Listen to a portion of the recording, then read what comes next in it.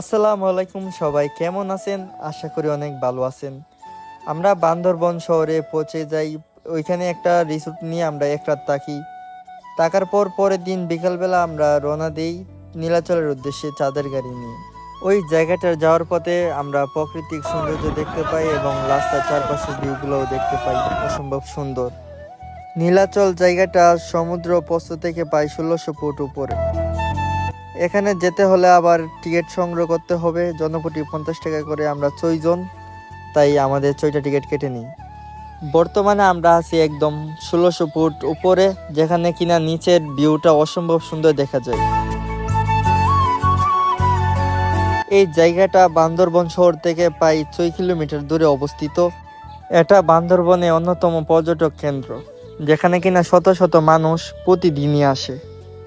তো সবাই আমার ফুল ব্লগটি উপভোগ করেন, আশা করি সবার কাছে ভালো লাগবে।